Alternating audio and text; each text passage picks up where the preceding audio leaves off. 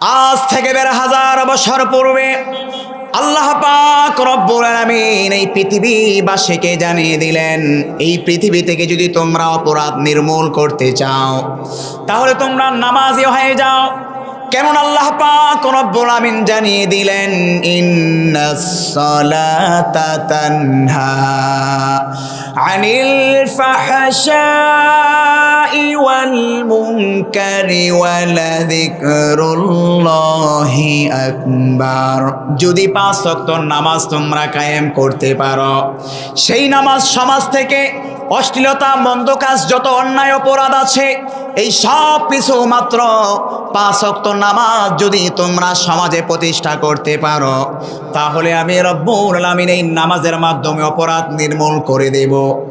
বিজ্ঞানীরা অবাক হয়ে গেল, তারা নামাজকে নিয়ে গবেষণা করতে শুরু করলো।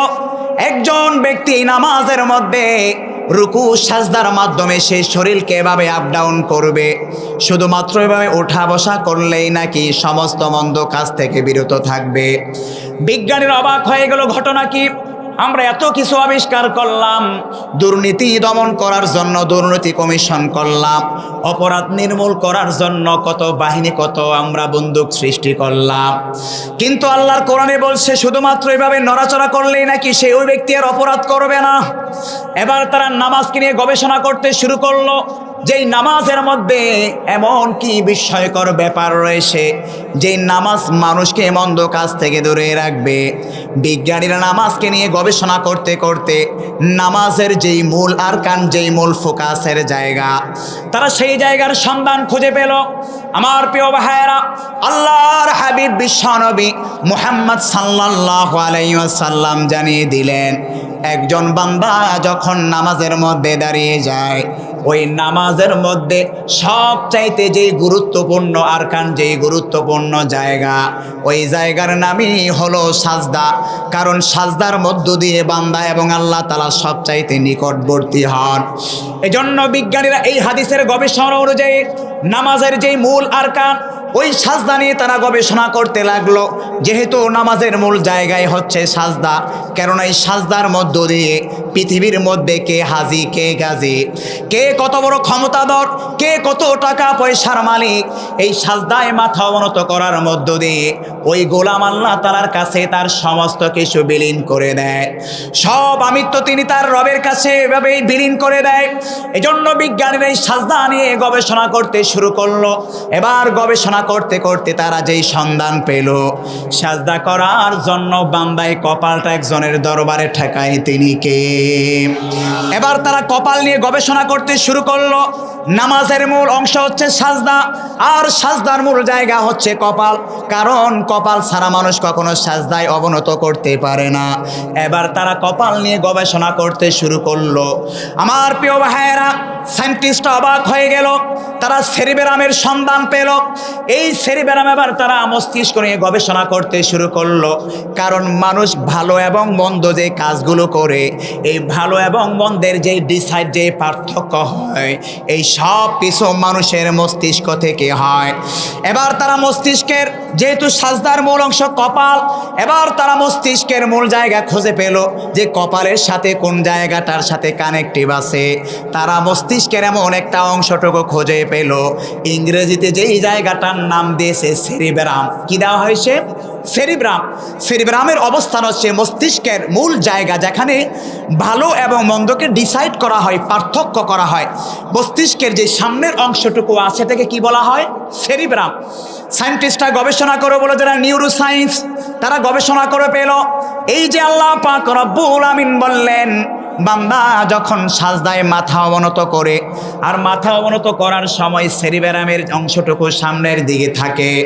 এজন্য বিজ্ঞানীরা গবেষণা করে পেল, কোনো বান্দা যদি একমাত্র আল্লাহ তাআলার জন্য নামাজগুলো আদায় করে, তাবিল আরকানের সঙ্গে নামাজগুলো আদায় করে, আল্লাহ পাক রব্বুল আমিন ওই গোলামকে সমস্ত অপরাধ সমস্ত পাপাচার থেকে দূরে রাখবে।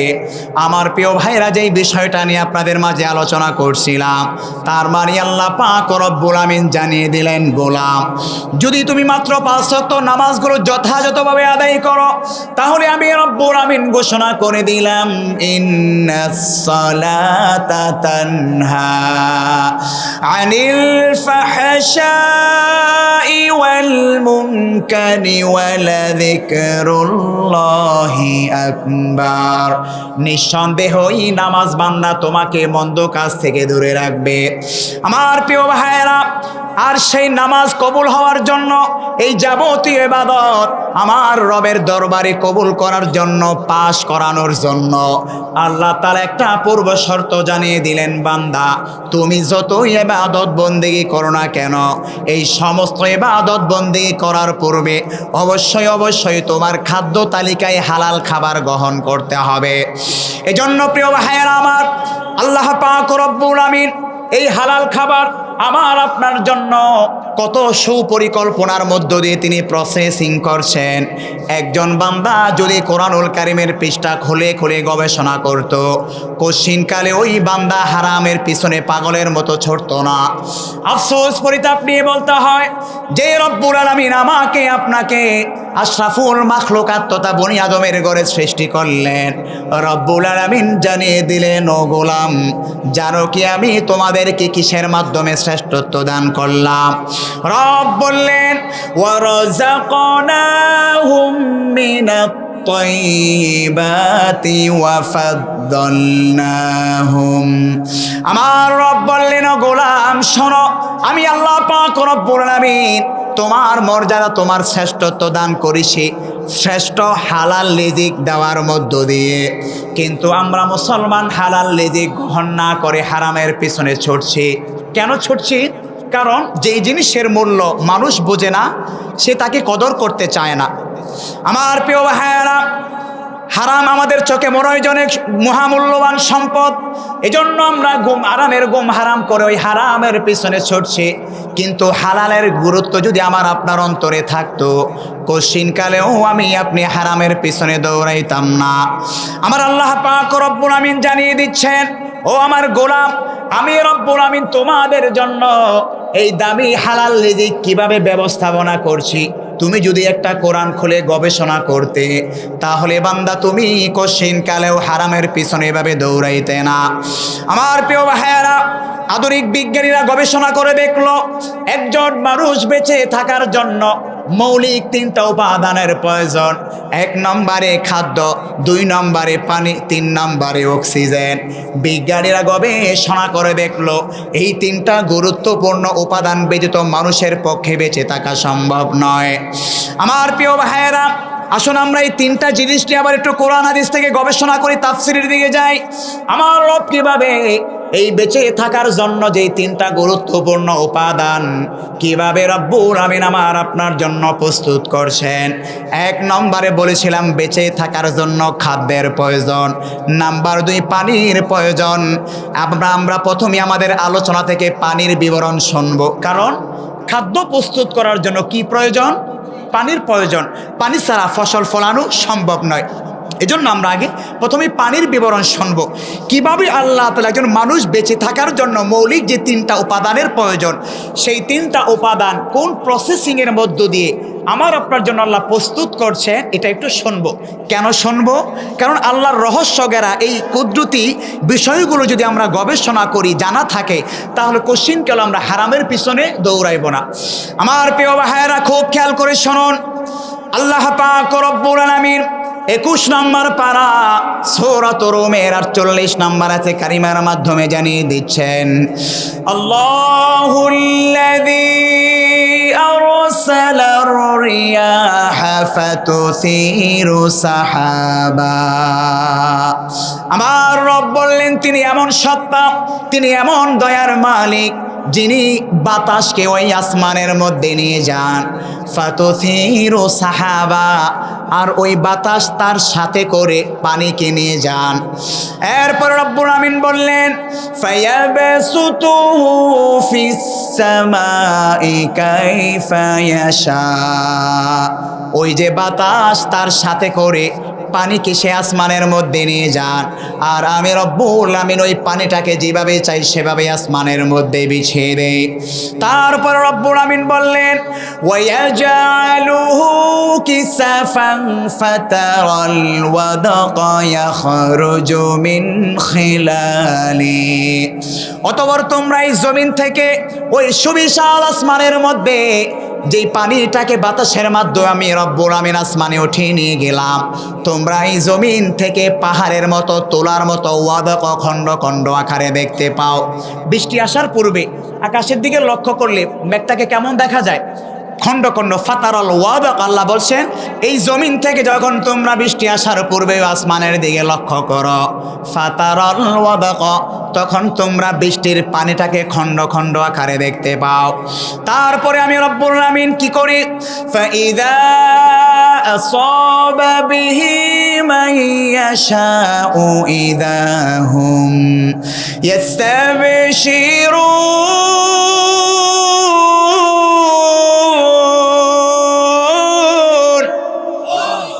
আমার প্রিয় ভাইয়েরা, যে কথা বলার চেষ্টা করছিলাম, আল্লাহ পাক রব্বুল আমিন জানিয়ে দিলেন, আর ওই মেঘমালাকে যখন তোমরা বৃষ্টির পূর্বে আকাশের দিকে তাকাও, তখন তোমরা ওই মেঘমালাগুলোকে পাহাড়ের মতো খণ্ড খণ্ড দেখতে পাও। তারপরে আমি রব্বুল আমিন কি করি?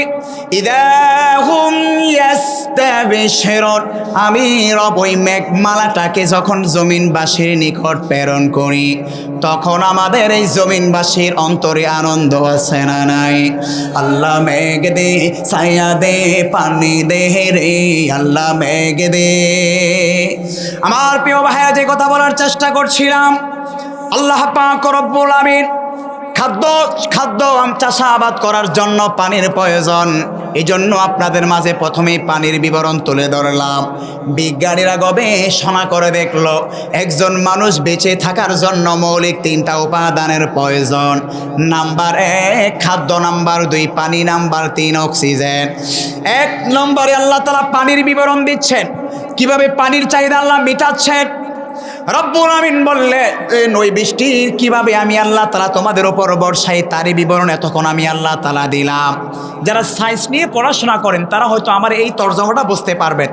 বাতাস, এই জমিনে যে নদী সাগর আছে, এই নদী সাগরতে পানি কিনে দেয় বাষ্পীয়র মধ্য দিয়ে আসমানে নিয়ে যান। আল্লাহ ওটার বিবরণী আজ থেকে 1500 বছর পূর্বে কোরআনুল কারিমে দিয়েছেন।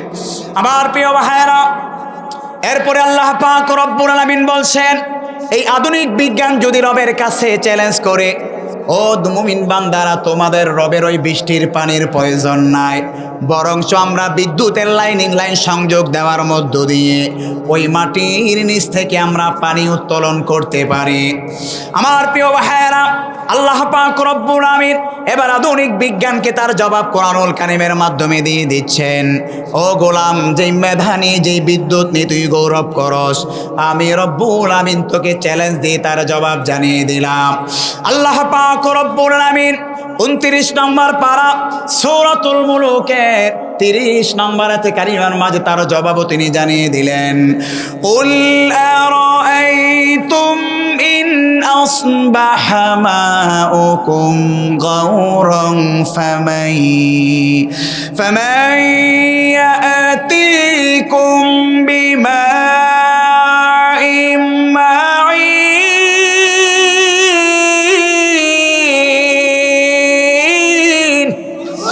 আমার রব বললেন, কুল নবী আপনি ঘোষণা করে দিন, আপনি জানিয়ে দিন, আরাআইতুম ইন আসবাহা মাউকুম গাওরা, কোনো এক সকালবেলা, কোনো এক ভোরবেলায় যদি আমি রব্বুল আলামিন ওই মাটির নিচ থেকে পানি উত্তোলন বন্ধ করে দেই, পৃথিবীর মধ্যে এমন কোনো স্রষ্টা, এমন কোনো ইঞ্জিনিয়ার কি আছে যে ওই মাটির নিচ থেকে আমি রবের পানি বন্ধ করে দেওয়া পানিকে উত্তোলন করতে পারবে? আছে নাকি?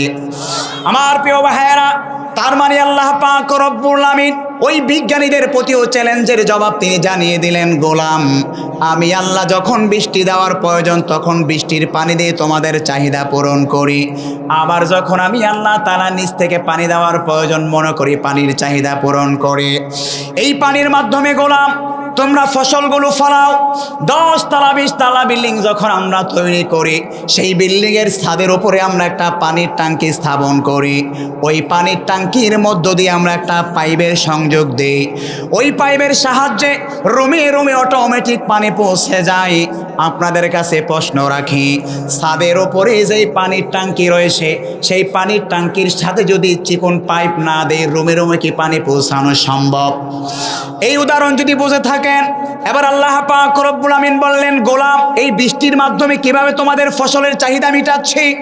সেই বৃষ্টির পানিটাকে জমিন থেকে যেমন তোমরা পাহাড়ের মতো খণ্ড খণ্ড দেখতে পাও, তোমরা দু চোখে যা দেখো সেটাই যদি আমি আল্লাহ তাআলা পাঠাইতাম, বিপদের কারণ হতো কি হতো না? কিন্তু আল্লাহ বললেন, না না, আমি ফোটাই ফোটাই বান্দা তোমাদের উপর এই রহমতের বৃষ্টি বর্ষায়। তারপরে রব্বুল আমিন বললেন, ওই বৃষ্টির পানিটাকে আমি আল্লাহ তাআলা উঁচু জায়গা থেকে নিচু জায়গার মধ্যে নিয়ে যায়। ও গোলাম, এটা কেন আমি করলাম? কারণ উঁচু জায়গায় যদি বান্দা পানিটা জবাববদ্ধ করে রাখি, তাহলেও তোমাদের জন্য ক্ষতির কারণ হয়ে দাঁড়াবে। সেজন্য আমি রব্বুল আমিন ওই বৃষ্টির পানিটাকে নিচে নিয়ে গেলাম। নিচে নেওয়ার মধ্য দিয়ে খাল বিল নদী নালা যতগুলো আছে, এই সব জায়গায় আমি আল্লাহ তাআলা বৃষ্টির পানিটাকে পৌঁছে দিলাম। রব্বুল আমিন বললেন, ও গোলাম, ওই যে বিল্ডিংয়ের উপরে যে ট্যাঙ্কি বসিয়েছ, ওই ট্যাঙ্কির মধ্য থেকে যেমন পাইপের সাহায্যে রোমে রোমে পানি পৌঁছে গেল, ঠিক একইভাবে আমি আল্লাহ তাআলার এই নদী নালা খাল বিলগুলো পাইপের ভূমিকা পালন করছে। পড়েন সুবহানাল্লাহ। আল্লাহ তাআলার কুদরতি পাইপগুলো কি? নদী নালা খাল বিলগুলো। এই কুদরতি পাইপের মধ্য দিয়ে আমাদের ফসলের ধারে ধারে পুকুর, খাল বিল, নদী নালা আছে না নাই? আমার প্রিয় ভাইয়েরা, এভাবে আল্লাহ পানির যোগান দিচ্ছেন। ওই পানি পেয়ে কৃষক যখন ফসলগুলো ফলাতে শুরু করে, এবার আল্লাহ তাআলা কৃষকদেরকে একটা চ্যালেঞ্জ দিচ্ছেন, ও কৃষক ভাইয়েরা, পানি পাইলা, ধান ক্ষেত তুমি রোপণ করছো, এই ক্ষেত কি তুমি করছো না আমি আল্লাহ তাআলা করছি? কৃষক ভাইয়েরা যদি আল্লাহর সাথে তার টক্কর লয়, আধুনিক বিজ্ঞান আমাদেরকে ভালো ভালো বীজ দিয়েছে, সরকারিভাবে আমাদেরকে সার দিয়েছে, কীটনাশক ওষুধ দিয়েছে, এগুলোর কারণে আমাদের ফসল ভালো হয়েছে। এবার আল্লাহ পাক রব্বুল আমিন ওই সমস্ত কৃষক ভাইদেরকে চ্যালেঞ্জ ছড়ে দিচ্ছেন। আল্লাহ পাক রব্বুল আমিন তার বিবরণ তিনি 27 নম্বর পারা সূরাতুল ওয়াকিয়ার 63 থেকে 65 নম্বর আয়াতে কারিমার মাঝে জানিয়ে দিলেন। রব বললেন, আফারাআইতুম মা তাহরুসুন।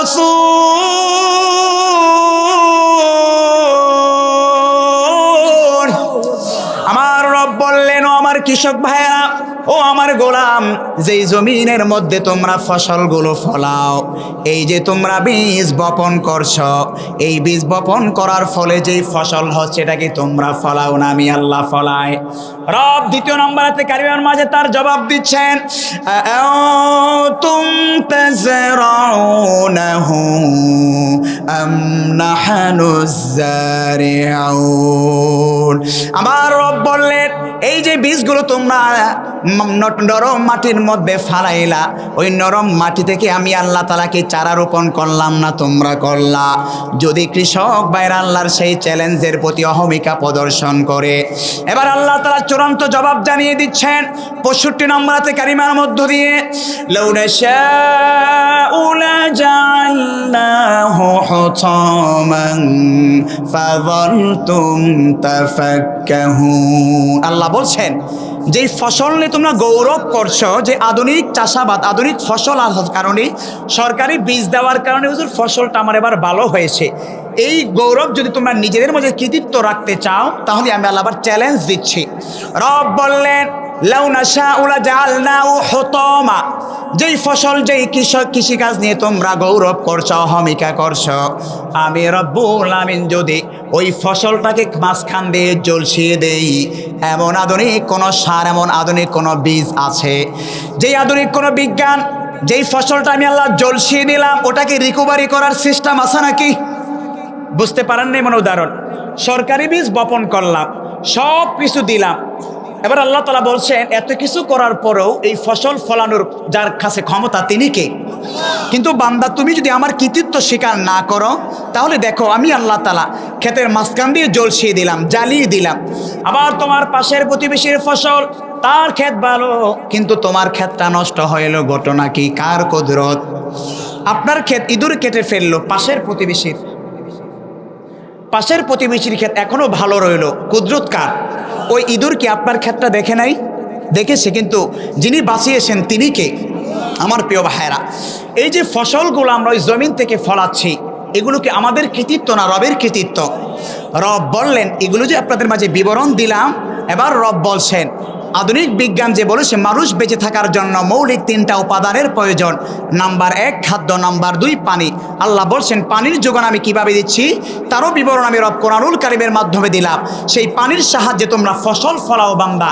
ফসল এবং পানি কত যে মহামূল্যবান সম্পদ, জেমে যখন পড়ে যায় পানির মূল্য কত হারে হারে টের পাই, ঠিক না ভাই? ঠিক। আমার প্রিয় ভাইয়েরা, আল্লাহ বললেন কেন আমি আল্লাহ তাআলা এগুলো তোমাদেরকে ফ্রিতে দিয়ে দিলাম? আমি রবের জন্য এক বিন্দু পরিমাণও বান্দা তোমরা এই ফসলগুলো যে ফলাও জমিনেরও বিল দাও নাই, ওই পানি যে উত্তোলন করছো সেই পানিরও বিল তোমরা একটা দিনের জন্য দেও নাই। কেন আমি রব্বুল আমিন বান্দা তোমাকে এগুলো ফ্রিতেই দিয়ে দিলাম। আল্লাহ বলছেন তার জবাব দিচ্ছি পরে। এবার আধুনিক বিজ্ঞান বলেছিল মানুষ বেঁচে থাকার জন্য 3 নাম্বার যে জিনিসটা প্রয়োজন, অক্সিজেন। পূর্বের 2টা জিনিস যদি আপনি গ্রহণ নাও করে থাকেন, যদি আপনি অক্সিজেনের লাইন আপনার দেহের মধ্যে সংযোগ দেওয়া যায়, তারপরও বেঁচে থাকা সম্ভব। কারণ অক্সিজেন ছাড়া এক মুহূর্ত মানুষের পক্ষে বেঁচে থাকা সম্ভব না। বেগম খালেদা জিয়া অসুস্থতার পূর্বে যখন এভার কেয়ার হাসপাতালে ভর্তি ছিলেন, তিনি খাবার খেতে পারতেন না। এই অক্সিজেনের লাইন সংযোগ দেওয়ার মধ্যে তিনি কী ছিলেন? আমাদের মাঝে দীর্ঘদিন জীবিত ছিলেন। আমার প্রিয় ভাইয়েরা, তার মানে 3টা উপাদানের গুরুত্বপূর্ণ উপাদান হচ্ছে এই অক্সিজেন। কারণ এক মুহূর্তের জন্য যদি আমার রব সেই অক্সিজেনের লাইনটা বন্ধ করে দেয়, তখন এই জাউরা মসজিদের মাইক দিয়ে ঘোষণা আসবে অমুক পাড়ার অমুকে হার্ট অ্যাটাক করে ইন্তেকাল করেছে। আমার প্রিয় ভাইয়েরা, তার মানে এই অক্সিজেন অত্যন্ত গুরুত্বপূর্ণ একটা বিষয়। এবার বিজ্ঞানীরা গবেষণা করে দেখলো একজন মানুষ 1 মিনিটে 250 মিলি অক্সিজেন গ্রহণ করে থাকে। এটাকে যদি আমরা 24 ঘন্টায় পূরণ করি, তাহলে একজন মানুষ সারাদিন 24 ঘন্টায় 500 থেকে 550 লিটার অক্সিজেন গ্রহণ করে থাকে। আর বর্তমান বাজার মূল্যে 1 লিটার অক্সিজেনের দাম নির্ধারণ যদি আমরা করি, সর্বনিম্ন মূল্য 1000 টাকা, যার 500 লিটার অক্সিজেনের দাম দাঁড়ায় 5 লক্ষ টাকা। আপনাদের কাছে আমি প্রশ্ন করতে চাই, এই যে রব্বুল আমিন ফ্রিতে অক্সিজেনটা আমাকে আপনাকে দিয়ে দিলেন, এই অক্সিজেনের জন্য কি রব্বুল আমিনের অ্যাকাউন্টে একদিনের জন্য বিল দিতে হয়েছে? আমার প্রিয় ভাইয়েরা, এই 3টা মহামূল্যবান উপাদান কেন আল্লাহ আমাদের ফ্রিতেই দিয়ে দিলেন? এবার আল্লাহ পাক রব্বুল আমিন তার জবাব কোরআনুল কারীমের মাধ্যমে জানিয়ে দিচ্ছেন, ওয়ামা খালাকাতুল জিন্না ওয়াল ইনসা ইল্লা লিয়াবুদুন। আমি রব্বুল আলামিন মানুষ সৃষ্টির যে অনেকগুলো কারণ রয়েছে, এর অন্যতম একটা কারণ হলো মুসলমান আমরা জন্মগ্রহণ করেছি একজনের দাসত্ব করার জন্য। তিনি কে? আমার প্রিয় ভাইয়েরা, যেই বিষয়টা নিয়ে আপনাদের মাঝে আলোচনা করছিলাম, হালাল রিজিক কতটা দামি, কতটা গুরুত্বপূর্ণ, রব এই বিবরণগুলোর মধ্য দিয়ে বোঝাতে চাইলেন বান্দা এই গুরুত্বপূর্ণ 3টা উপাদান তোমাদের জন্য আমি ফ্রিতেই দিয়ে দিলাম। এরপরও বান্দা তুমি কেন হারামের পিছনে ছুটছ? আমি রব্বুল আমিন সমস্ত নবী এবং সমস্ত মুমিন বান্দাদেরকে এই হালাল রিজিক গ্রহণ করার জন্য নির্দেশ প্রদান করলাম। আল্লাহ পাক রব্বুল আমিন সূরাতুল মুমিনুনের 51 নম্বর আয়াতে কারিমার মাধ্যমে বলছেন, ইয়া আইয়ুহার রাসূলু কুলু মিনাত তয়্যিবাত। ও আমার পয়গম্বরগণ, আপনারা সকলেই হালাল রিজিকের মধ্য থেকে যেটা স্বাস্থ্যসম্মত খাবার সেটা গ্রহণ করেন। সেম একই নির্দেশ আল্লাহ পাক রব্বুল আলামিন সমস্ত মুমিন বান্দাদেরকে নির্দেশ প্রদান করলেন। সূরাতুল বাকারার 172 নম্বর আয়াত রব্বুল আলামিন বললেন, ইয়া আইয়ুহাল্লাযীনা আমানু কুলু মিন তয়্যিবাতি মা রাযাকনাকুম। ও সমস্ত মুমিন বান্দাগণ, হালাল খাবারের মধ্যে যেটা স্বাস্থ্যসম্মত, শরীরের জন্য ক্ষতিকারক নয়, ওই খাবারটাই বান্দা তোমরা গ্রহণ করো। আর গোলাম আমি আল্লাহ তোকে খাওয়াইলাম, আমি আল্লাহ তাআলা তোকে পড়াইলাম। বান্দা খাবারের পরেও প্রশংসা করবে একজনের, তিনি কে? ও গোলাম আমি আল্লাহ খাওয়াইলাম, আমি আল্লাহ পড়াইলাম, তুই বুঝি মানুষের গোলামি করবি, তুই বুঝি মানুষের সামসামি করবি? না রে গোলামের জন্য তোকে আমি আল্লাহ তাআলা বানাই নাই। ইন কুনতুম ইয়াহু তা'বুদুন, ও গোলাম আমি আল্লাহ তাআলা তোকে সৃষ্টি করলাম, আমি আল্লাহ তাআলা তোকে খাওয়াইলাম, সুতরাং আমি রবের তোর দাসত্ব করতে হবে। আমার প্রিয় ভাইয়েরা, এই দুই আয়াতে কারিমাকে সামনে নিয়ে বিশ্বনবী সাল্লাল্লাহু আলাইহি ওয়াসাল্লাম তার সামনে উপবিষ্ট সাহাবায়ে কেরামকে লক্ষ্য করে তিনি একটা বক্তব্য পেশ করলেন। যেই হাদিসটি তিরমিজির বর্ণনায় শেষে বিশ্বনবীর বিখ্যাত একজন সাহাবী আবু হুরায়রা রাদিয়াল্লাহু তাআলা আনহু থেকে বর্ণিত হয়েছে। নবী আমার বললেন, ইয়া আইয়ুহান নাস,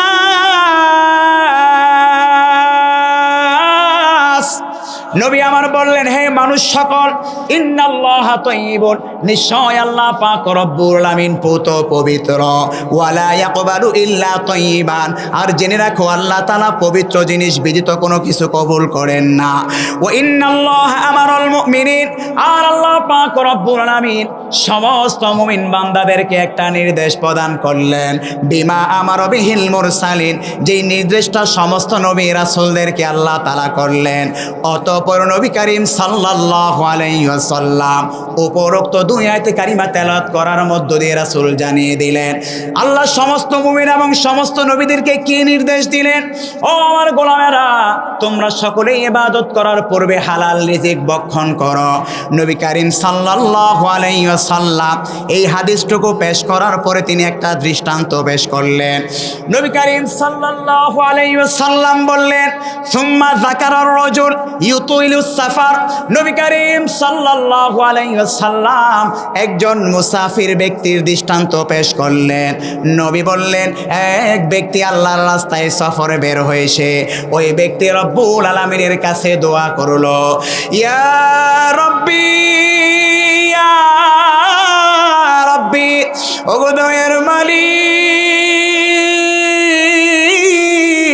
আমি মুসাফির মানুষ, তোমার রাস্তায় সফরে বের হয়েছি, ও আল্লাহ আপনি আমি মুসাফিরের দোয়াখানি কবুল আর মঞ্জুর করিয়া নেন। ও রব্বুল আলামিন, আমি মুসাফিরের সমস্ত নেক বাসনাগুলো পূরণ করিয়া নেন।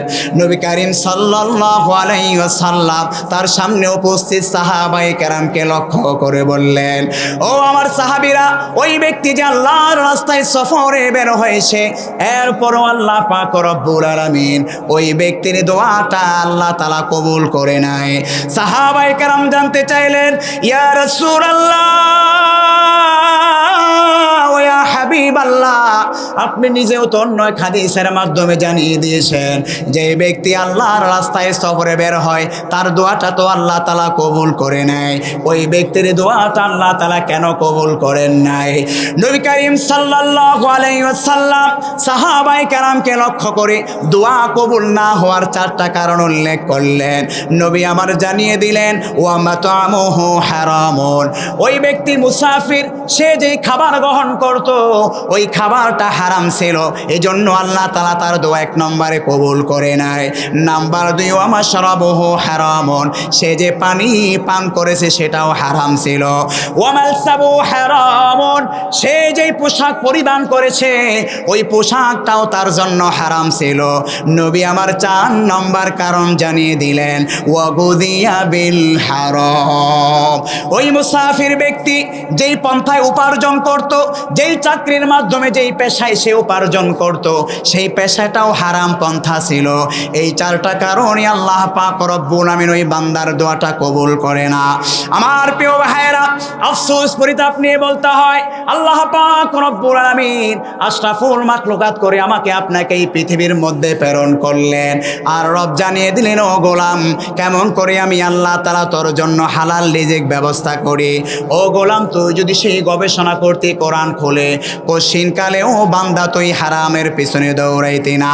সেজন্য আল্লাহ পাক রব্বুল আলামিন খুতবার শুরুতে যে আয়াতে কারিমা আমি পাঠ করেছি সূরাতুল হুদের 6 নম্বর আয়াতে কারিমা 12 নম্বর পারা 1 নম্বর পৃষ্ঠা 1 লাইনের মাধ্যমে জানিয়ে দিলেন, ওয়ামা মিন দাব্বাতিন ফিল আরদি ইল্লা আলাল্লাহি রিজকুহা। ও গোলাম শোনো শোনো, এই পৃথিবীর মধ্যে আমি রব যত মাখলুকাত সৃষ্টি করলাম সমস্ত মাখলুকাতের জন্য আমি আল্লাহ তাআলা রিজিকের ব্যবস্থা করে রাখলাম। ও গোলাম তারপরেও কেন তুই হতাশ হয়ে হারামের পিছনে দৌড়াস?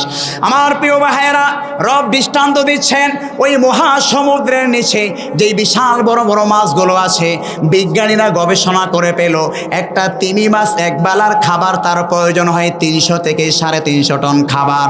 আমরা 3.5 হাতেই মানুষ মাত্র সারাদিন 1 কেজি খাবার খায়, কিন্তু আল্লাহ তাআলা ওই তিমি মাছকে মাত্র এক বেলার খাবার খাওয়ান 300 টন। আমার বান্দাদেরকে রব বললেন, গোলাম হতাশ হও কেন? ওই পানির নিচে যেই মাছগুলো আছে ওই দেশে কোন বাদশা আছে যারা মারামারি করে কোনো বাদশা নাই, তারপরও আমি রব্বুল আমিন এই মাছগুলোকে প্রত্যেক বেলা খাওয়াচ্ছি। বান্দা তোকে আমি আশরাফুল মাখলুকাত করে বানাইলাম, তারপরও কেন তুই এভাবে হারামের পিছনে পাগলের মতো ছুটে চলছস? এরপর রব্বুল আমিন বললেন, ওয়ায়ালামু মুস্তাকাররাহা ওয়া মুস্তাওদাহা। ও গোলাম এই পৃথিবীর মধ্যে তুই কতদিন বাঁচবি, কতদিন থাকবি, আমি রব্বুল আমিন কুল্লুম ফি কিতাবিম মুবিন, সুস্পষ্ট কিতাবের মধ্যে সেটাও লিপিবদ্ধ করে রাখলাম। এরপরে আল্লাহ পাক রব্বুল আমিন সূরাতুল জুমার 28 নম্বর পারা 10 নম্বর আয়াতে কারিমার মাঝে আল্লাহ আরো জানিয়ে দিচ্ছেন, ও গোলাম এই জমিনে যত মারিকুল সৃষ্টি করলাম সকলের জন্য রিজিকের ব্যবস্থা করলাম। এবার রিজিক কোন জায়গায় গেলে বান্দা তুই পাবি তার সন্ধান আমি আল্লাহ তাআলা জানিয়ে দিচ্ছি। রব বললেন, ফাইদা কুদিয়াতিস সালাতু ফান্তাশিরু ফিল আরদি ওয়াবতাগু মিন ফাদলিল্লাহ। রব বললেন নামাজ শেষ, ও গোলাম ফান্তাশিরু ফিল আরদি, তোমরা রিজিক অন্বেষণের জন্য জমিনের মধ্যে ছড়িয়ে পড়ো।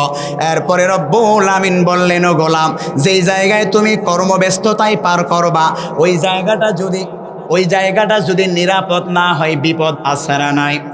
আপনি এক জায়গায় চাকরি করার জন্য যাবেন, ওই রাস্তা যদি নিরাপদ না হয় ওই জায়গায় আপনি চাকরি করার জন্য যাবেন। আল্লাহ বলছেন, গোলাম 1 নম্বর রিজিক নিয়ে তোর কোনো টেনশন নাই, সব রিজিকের ব্যবস্থা আমি আল্লাহর হাতে। এরপরে আল্লাহ বলছেন রিজিক কোন জায়গায় গেলে পাবি, ওয়াবতাগু মিন ফাদলিল্লাহ, জমিনে ছড়িয়ে ছিটিয়ে পড়।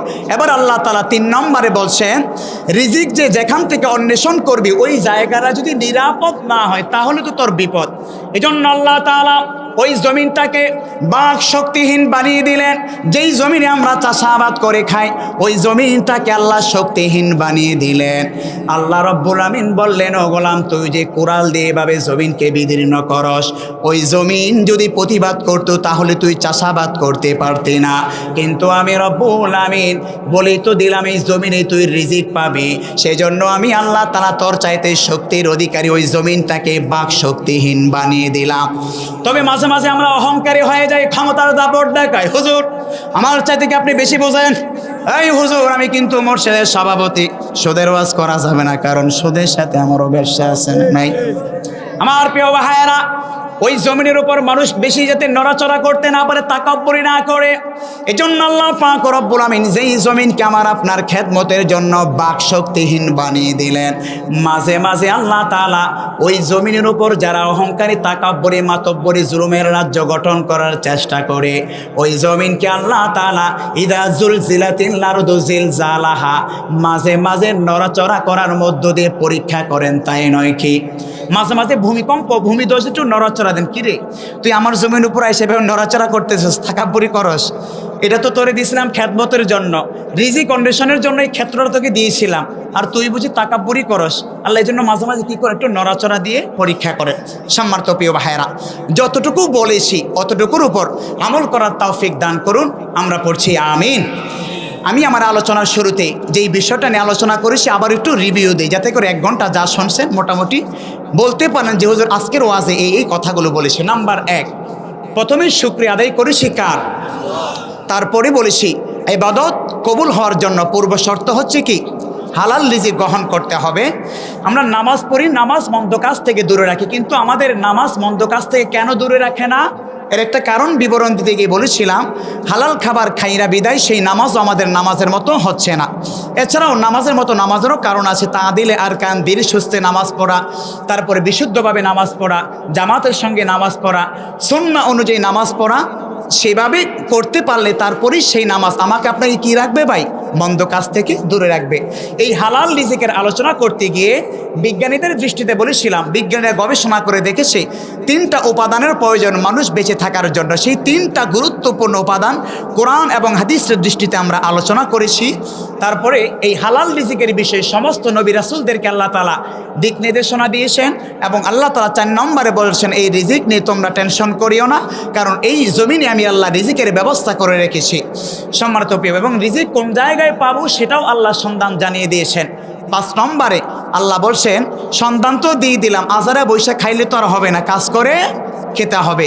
রিক্সাওয়ালা হও, ব্যানগাড়ি হও, প্রধানমন্ত্রী হও, কোনো পেশাই আল্লাহ তাআলার দৃষ্টিতে কি নয়, অসম্মানের দৃষ্টিতে নয়। জন্য আল্লাহ বলছেন কাজ করে খাও, জমিনে ছড়িয়ে ছিটিয়ে পড়ো, তাহলে এই কাজ তোমাকে সম্মানিত করবে।